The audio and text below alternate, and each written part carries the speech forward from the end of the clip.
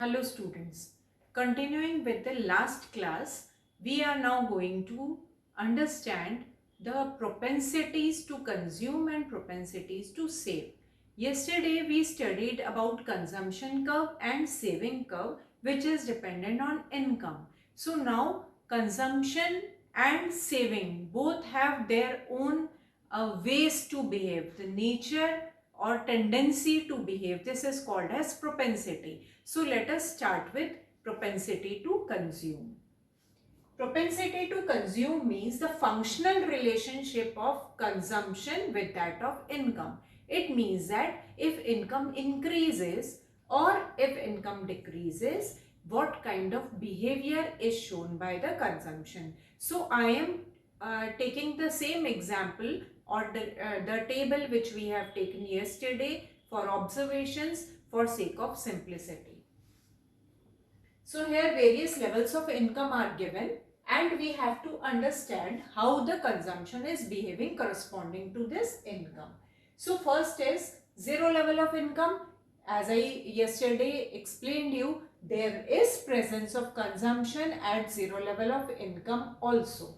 So this is called as the consumption which is autonomous. Autonomous means which is present even at zero level of income. So this consumption, this part of consumption is autonomous. It will remain constant for all the levels of income. So with increase in income, we can see the consumption is always increasing. We have to establish a relationship between consumption with that of income. So propensity to consume is explained through this diagram. This is the consumption curve which is denoted by capital C and the income curve which is denoted by capital Y. Here you can see till point of BEP, that is point of income at M. The consumption is increasing but starting from above the origin, that is from point C. Now it keeps on increasing. There is a linear concept we have taken because the gap between all the consumptions, we have increased the consumption in same proportion. So the gap is equivalent. So here this is the consumption curve which is starting from above the origin and this is the income curve which is starting from 0. And the level of income is same again. So this is also a 45-degree line as I have explained in the last session. So when income is less than consumption, this point is shown as deceiving because if income is less, consumption is more, it means it is deceiving.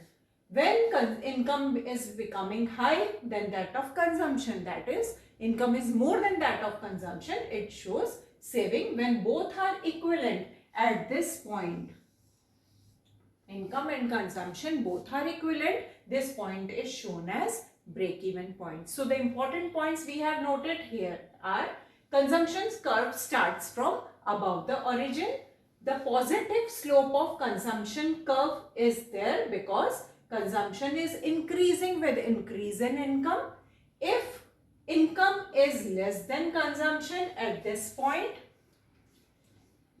it means that there is deceiving. Beyond this point, when Y is more than C, it shows saving.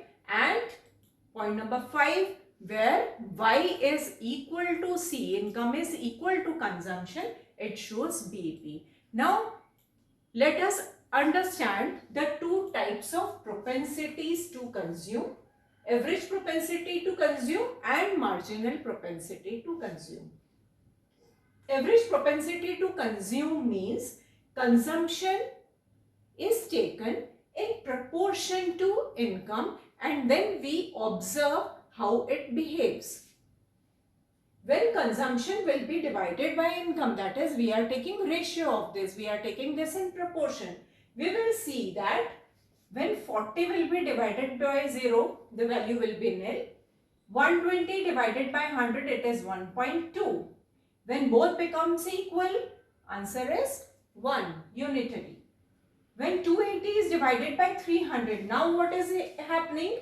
Income is increasing and consumption is less than that of income. Consumption is also increasing, but it is less than that of income. So value is coming less than 1, because it's a concept of numerator and denominator. We can understand when numerator will be more than that of denominator, that is consumption will be more than that of income, the value of APC will be more than 1.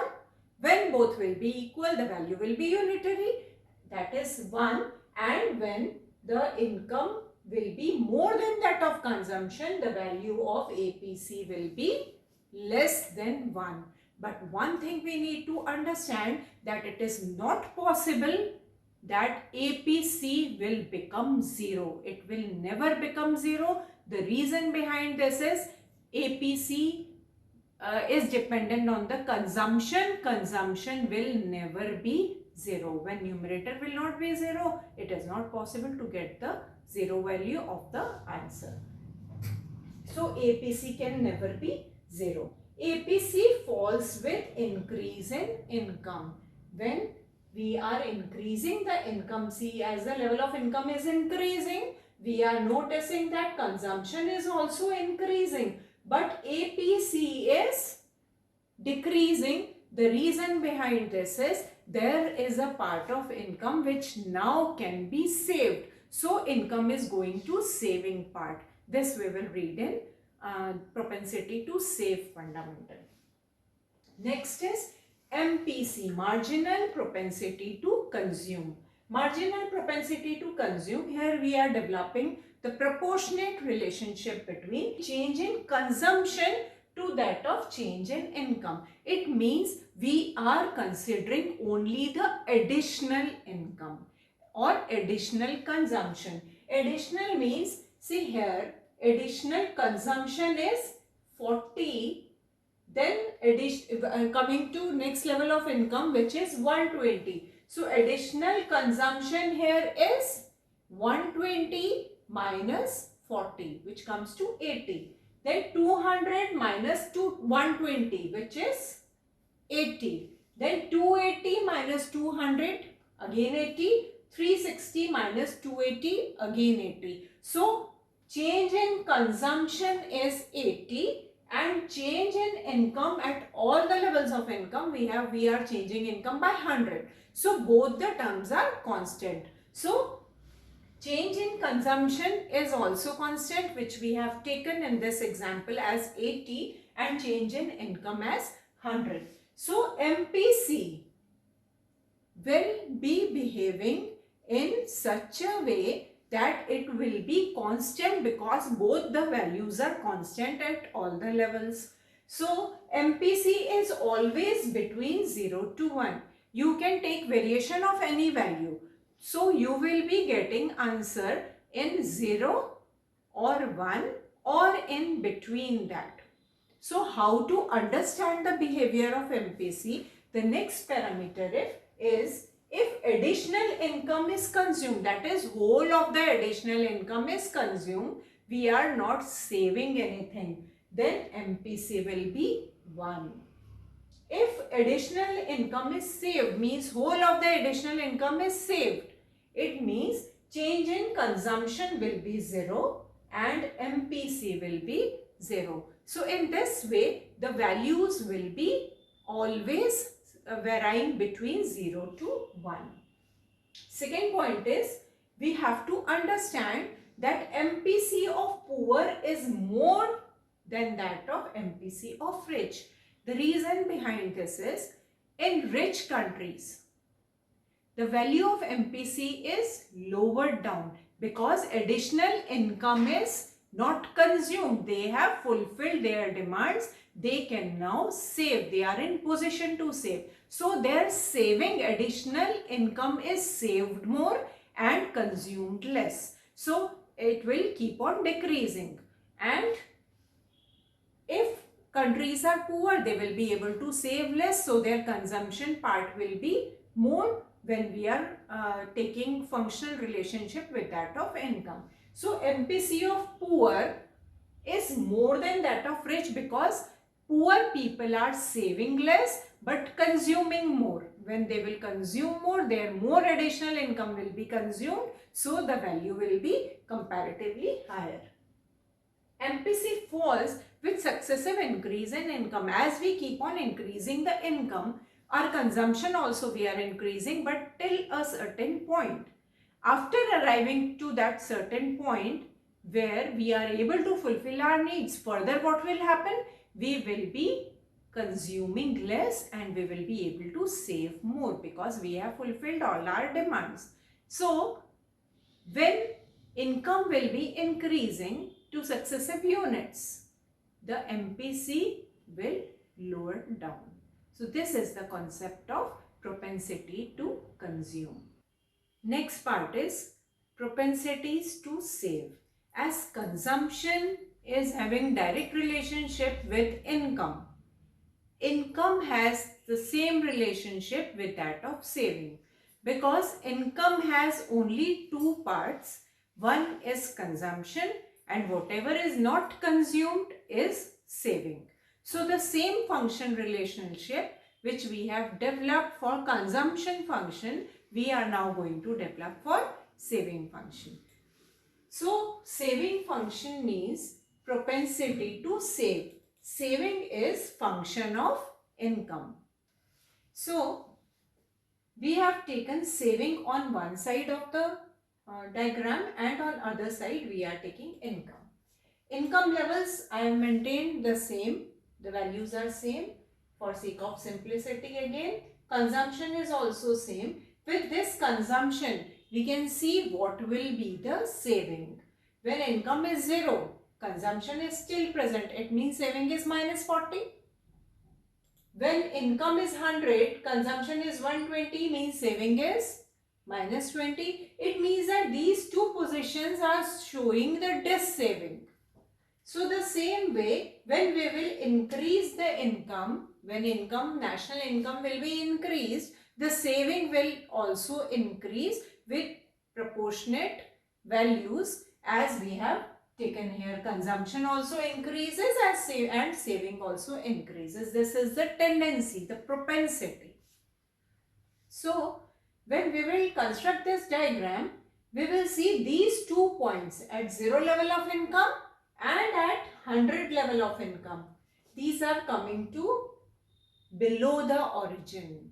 Below the origin to what value? The starting point of saving curve is below the origin to the same extent where consumption curve, the autonomous consumption was above the origin. So if autonomous consumption was above the origin like this, we have to take the same extent of that autonomous consumption below, because autonomous consumption is 40 and saving is minus 40. So it is coming below the origin. So when income will become equal to consumption and saving will be 0, that time this line, saving line, will intersect the income line and that will be the break-even point.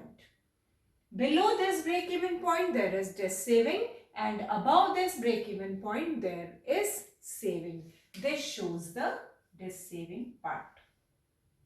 So these are the important points related to saving diagram. Saving curve starts from below the origin. Slope is always positive because saving also increases with increase in income. This is the tendency. When saving is equal to 0, it means it is a BEP point. Before BEP point there is just saving, and after BEP point there is saving. Now there are two types of propensities to save, as there were two types of propensities to consume. First is average propensity to save, that is APS. Now here what we are doing, we are maintaining or observing the proportionate relationship of saving with that of income. So the formula of APS will be saving divided by income. Now same mathematical application we have to do. We have to understand where the numerator is and where the denominator is. First thing is, when the numerator, our saving, is negative, definitely when it will be divided by any level of income, it will become negative. So it can never be 1 or more than 1, because saving can never be more than that of national income. It is not possible to save more than that of what we are earning. So national income can never be less than saving, or we can say saving can never be more than national income. So it can never be 1. So first point is, it can never be 1 or more than 1. It can be 0. When it will be 0? When saving will be 0, the numerator will be 0. It means that 0 divided by any level of income will be 0. It means APS will be 0 at break-even point, and this is the break-even point when income is equal to consumption and saving becomes 0. It can be negative or less than 0. It will be negative or less than 0 when there will be dis-saving, means above the BEP point. APS will rise with increase in income, because when income will keep on increasing, the value of APS will also increase, because with increase in income, the saving is also tend to be increased. Next type of propensity to save is marginal propensity to save, that is MPS. MPS is always marginal, means additional. Means there is proportional relationship which we are developing between change in income, that is additional saving, to that of additional income. Change in saving divided by change in income. So MPS varies between 0 to 1 always. It will never be less than 0. It will never be more than 1. The reason I have explained you. Additional, we are talking about additional income and additional saving. If entire additional income is saved and change in consumption is 0, that time MPS will be 1. And if entire additional income is consumed and change in saving is 0, then MPS will be 0, because the additional saving is 0, the numerator will be 0. So the solution will be 0. If entire additional income is saved, means the additional income is equivalent than that of previous income, then it will be the consumption, change in consumption will be 0, MPS will be equal to 1, because here the denominator and numerator, they will become equivalent.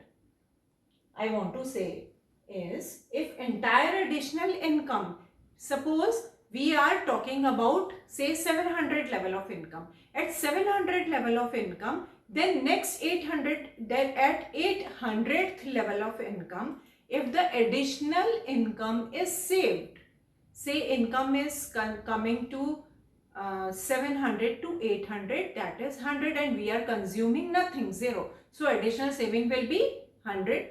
Additional income is also 100, so numerator will be 1, because numerator and denominator both are coming to equivalent values. So the solution will be 1. So if entire additional income is saved, change in consumption will be 0, MPS will be 1. So I hope the propensity to save and propensity to consume concept is very clear to you. Let me tell you, it is very important from examination point of view. Thank you.